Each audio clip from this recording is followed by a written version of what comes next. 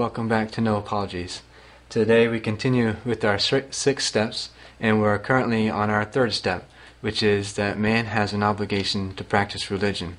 Now we've already talked about how this obligation of religion consists basically in 2 points. 1, to practice prayer, and 2, to obey the Creator's law. And we've shown that the foundation for religion is on the virtue of justice. We recognize that we're not the author of our own existence, and that we all are very limited in many, many ways. When we recognize these 2 things, it compels us, first of all, to thank and adore our Creator for the gifts that He's given us, and then second of all, to rely on Him for His help and His protection, just as a child would rely on his parents for their help and protection. So to not fulfill our obligation of religion is an act of injustice towards the Creator. We're like someone who has a lot of things but refuses to pay our debts. Now today's vlog, I want to focus in particularly on that obligation of prayer, but even more specifically on the obligation of prayer of petition, because oftentimes there are objections to the prayer of petitions which people put forth trying to disprove God's existence or to disprove that God hears our prayers or is concerned with the things which are taking place here on earth. So one objection which is sometimes raised is, why should I have to tell God the things that I need if He already knows them? And wouldn't it be more generous of God if He just simply spontaneously gave me everything I need without myself having to ask Him?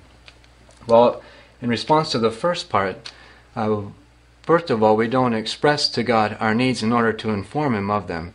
It is true He knows of our needs, but the condition that He's laid down for us to ask Him is a condition He's laid down not for His sake, but for our sake, because it draws from us a remembrance of Him, and it draws from us an act of humility in recognizing our dependence upon Him.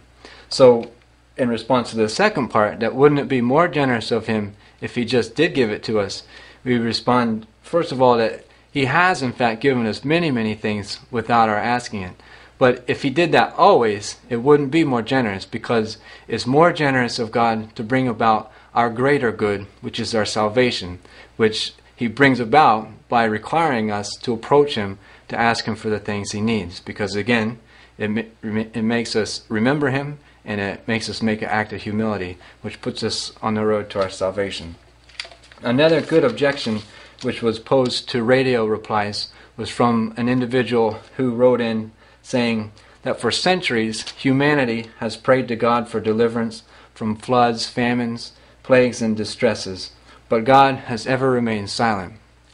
And the good priest of radio replies respond first of all that it's false to say that humanity has prayed to God. Some of humanity has prayed to God, some humanity has always cursed God, and some humanity has ignored God. So humanity as a whole has never prayed to God asking for deliverance from these things. So we can't use that as an excuse or a cop-out for our own obligation for prayer.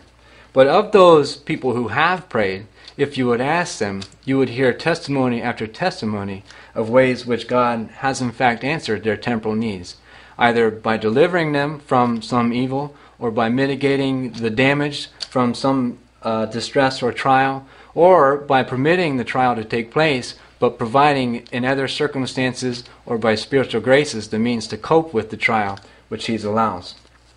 So we have to remember that with the prayer of petition, it's not like a Coke machine where we put our money in and push the button and we get exactly what we want. But our prayers are answered in accord with God's wisdom and justice. So Father knows best. So every parent knows that if a child asks for something which they know is going to be harmful for them, will not give it to them. And God works the same way with us. If we're seeking something which is going to be harmful or a stumbling block for our salvation, well, He could hardly be called a good God if He went ahead and gave it to us. So our obligation of prayer remains in the face of these objections, namely because God is our Father, and He treats us as any good parent treats his children, with love, wisdom, and justice. So thanks for joining me on No Apologies. Ave Maria.